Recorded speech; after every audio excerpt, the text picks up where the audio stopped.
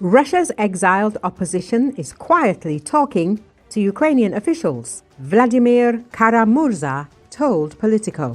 Kara-Murza, a former political prisoner who was released from a Siberian prison in a prisoner exchange last year, said there is a dialogue going on behind the scenes. He said the discussions with Ukrainian officials are not public. We would like to take this to the highest level, he added, referring to Ukrainian President Volodymyr Zelensky. Kara-Murza spoke after addressing members of the European Parliament in Brussels. Another Russian opposition politician who took part in the discussions in Brussels, Ilya Yashin, said the EU could mediate between Russia's democratic movement and the Ukrainian government. We want to start this dialogue with Ukraine, Yashin said, adding that Zelensky was open to talking to them. We are not enemies of Ukraine, and we want to protect its independence, Yashin added. Splits between Ukrainians and the Russian opposition fall largely along the lines of responsibility towards the war. Many in Ukraine hold the Russian people responsible for Moscow's aggression, while dissidents have been trying to push that it is Putin's war, with average Russians as many victims as Ukrainians. Kara-Murza was embroiled in a scandal in April when, at a hearing at the French Senate, he claimed it is easier for non-Russian soldiers to kill Ukrainians because of the difference in culture and language. His comments that we are the same, almost the same language, the same religion, centuries and centuries of common history, were met with anger from Ukrainians and those of former Soviet Union countries, accusing him of racism and imperialism.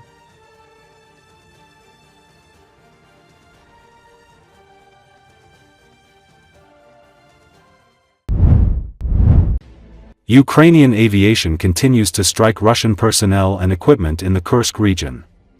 Another airstrike destroyed a concentration of Russian infantry in Tetkino.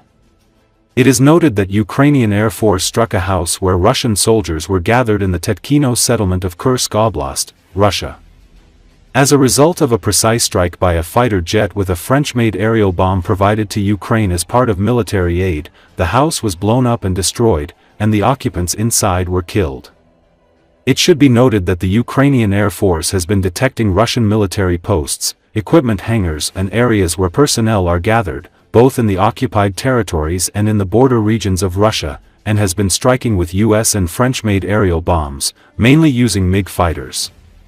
As a result, a significant amount of military equipment and personnel of the occupying army have been destroyed. This area borders Sumy Oblast, where the Russians are trying to create a buffer zone.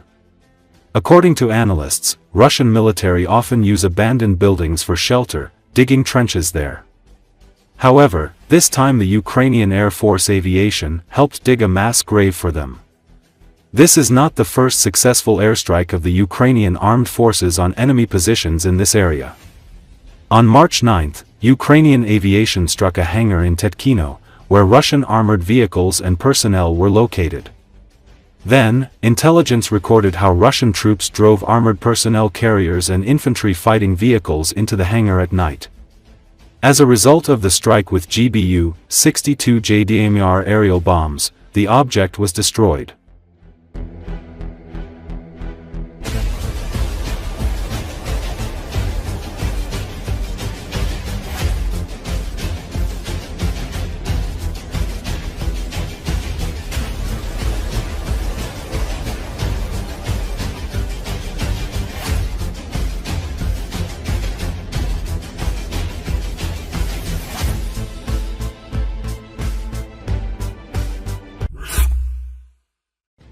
Fresh satellite image of the Olynya Air Base in the Murmansk region.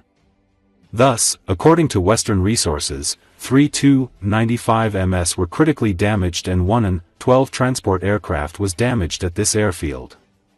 However, the quality of the picture does not allow to accurately identify the damage caused by Ukrainian FPV drones. But according to the available footage, one thing is clear: the airfield has clearly received some damage, albeit less extensive than the Olynya Air Base. We remind you that as of May 26, the presence of 42-22 M3 was recorded at the Olynya airfield, 11 2, 95 ms, 5 and 12.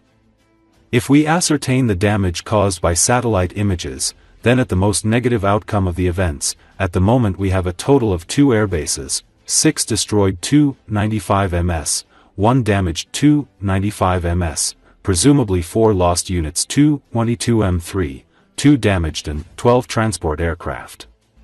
Despite the fact that this Ukrainian attack is a well-planned and organized operation, its success was largely due to the low level of work of some law enforcement agencies, especially those responsible for obtaining information abroad, as well as low security measures at such important objects as the strategic bombers' airbases Olynya and Belia. Namely, they absorbed the main damage from the raid. Ukraine said that 117 drones were used in the attacks and that 41 Russian aircraft were destroyed or damaged.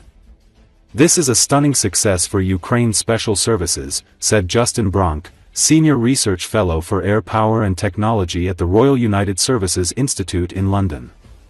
If even half the total claim of 41 aircraft damaged/destroyed is confirmed, it will have a significant impact on the capacity of the Russian long-range aviation force to keep up its regular large-scale cruise missile salvos against Ukrainian cities and infrastructure, he said.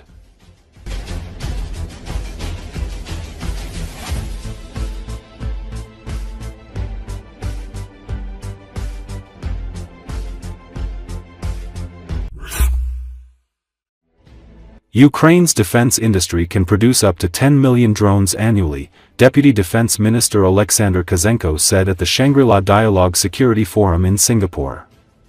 Ukraine has taken its drone industry to a new level, developing innovative solutions for use in the air, on land, and at sea, Deputy Defense Minister Oleksandr Kozenko said. Kozenko said Ukraine's defense sector now has the capacity to produce up to 10 million drones annually. He emphasized that domestically produced drones are significantly cheaper than foreign analogs and have already been tested in combat. Ukraine is changing its approach to the use of UAVs, Kozenko said. Currently, drones are responsible for 80% of all damage on the battlefield. Kozenko invited international defense companies to cooperate with Ukrainian manufacturers, offering opportunities for financing, joint ventures and the exchange of experience. Ukraine has emerged as one of the global leaders in the use of drones in the battle space, turning UAVs into a key instrument of modern warfare. With constant improvements in technology and tactics, Ukrainian forces are striking targets deep behind enemy lines, often in places where Russian troops feel safest. A vivid example of this was the security service of Ukraine's special operation, Spider Web, on Sunday, during which drones simultaneously struck at least 4 Russian strategic bomber airbases, disabling dozens of aircraft that not only have been attacking civilian targets in the Kremlin's war against Ukraine, but also make up a leg of Moscow's nuclear triad. In April, President Volodymyr Zelensky said Ukraine sees strong potential for continued growth in the drone sector. Since the start of 2025 alone, more than 20 new certified models of fiber-optic drones have been developed in Ukraine, he said.